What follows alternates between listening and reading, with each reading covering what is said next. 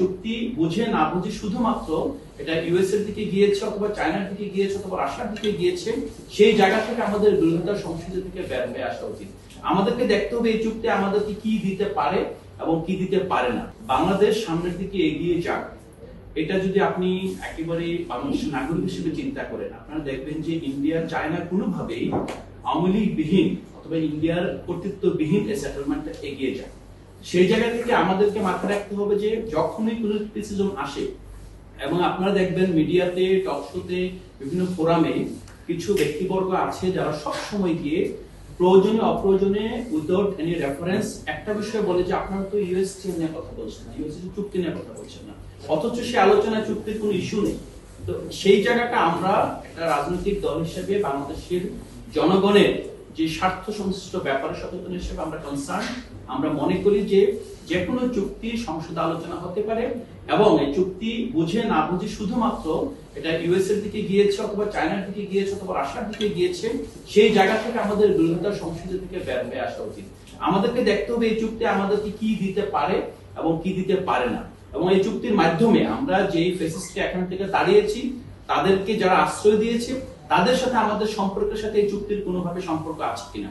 আমরা দেখি যে হ্যাঁ, সম্পর্ক আছে, কারণ ইন্ডিয়া সর্বাত্মকভাবে চেষ্টা করছে বাংলাদেশকে নতুন ভাবে তার আয়ত্তে নিয়ে আসার জন্য। সেক্ষেত্রে বাংলাদেশ যদি চায়নার সাথে যায়, ইন্ডিয়ার কনসার্ন, আমেরিকার সাথে গেলেও ইন্ডিয়ার কনসার্ন, আপনারা খেয়াল করে দেখবেন। অথচ চায়না এবং আমেরিকা কিন্তু সারা বিশ্বের এই যে ট্রেড ওয়ার বলেন অথবা ট্যারিফ ওয়ার বলেন, এগুলো কিন্তু মূলত চায়না এবং আমেরিকার মধ্যকার ইস্যু। কিন্তু আপনি যখন বাংলাদেশি হিসেবে চায়না যাবেন, ইন্ডিয়ার গাত্রদাহ, আবার ইউএসএ তে যাবেন, ইন্ডিয়ার গাত্রদাহ।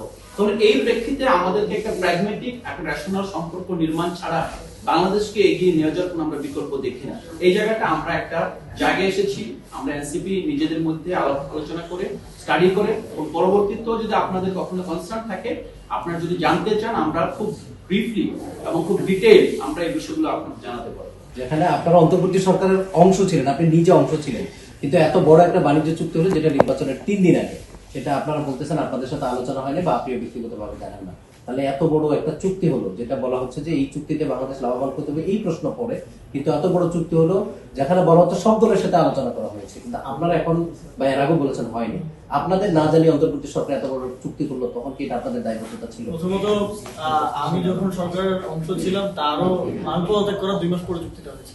আমার ওই সরকারের দিক থেকে জানার তো আসলে সুযোগ নেই। এবং আমি যতদূর জানি যে ইভেন যখন আমরা এই বিষয়গুলো নিয়ে আলাপ করেছি, যে স্টেক হোল্ডার হিসেবে আমাদের সাথে একটু ডিসকাশন হওয়া উচিত ছিল, তখন আমরা সবার থেকেই একই ধরনের, মানে যারা ডিসকাশনে ছিল, একই ধরনের রেসপন্স পেয়েছি যে চুক্তি হওয়ার আগ পর্যন্ত তারা এটাকে নন ডিসক্লোজার রাখতে চেয়েছেন, এবং অনেক স্টেক হোল্ডারের সাথেই হয়তো আলোচনা হয় নাই। এবং আমরা এটাকে ক্রিটিক্যালি আমরা পয়েন্ট আউট করেছি যে এনসিপির সাথে আলোচনা না করাটা এটা উচিত হয়নি, এনসিপি সাথে অবশ্যই কনসাল্ট করা উচিত ছিল। এবং সামনের দিকেও আমরা এটা জানিয়েছি স্টেক হোল্ডারদেরকে যারা ইনভলভ ছিলেন, সামনের দিকেও এই ধরনের বড় ডিসিশনের ক্ষেত্রে অবশ্যই আলোচনা করা উচিত। এবং অনেকেই এটা ইল পলিটিক্যাল ইন্টেনশন থেকে এনসিপি কে দায় দেওয়ার চেষ্টা করে যে এনসিপি করছে এনসিপি, বাট আমরা স্পষ্টভাবে বলছি, একটু আগে তারা বেটি করে গেছেন, এখন তো আমরা মিডিয়ার সামনে মিথ্যা বলতে পারবো না, কারণ তারা গিয়ে তো দেখবেন যে আমরা মিডিয়ার সামনে কি বলছি, যে আমাদের সাথে আলোচনা হয় না এটা নিয়ে। এবং আমার মনে হয় যে এই চুক্তি নিয়ে অনেক অ্যাওয়ারনেসের প্রয়োজন আছে আমাদের মধ্যে। এবং ইতিমধ্যে আমাদের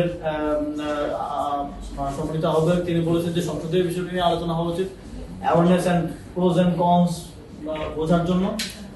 এবং সাধারণ মানুষকেও আরো, আমি দেখছি যে সত্য মিথ্যা অনেক কিছু মিলিয়ে সোশ্যাল মিডিয়াতে তথ্য বিভিন্ন ভাবে আসতেছে, অ্যাওয়ারনেস প্রয়োজন আর কি।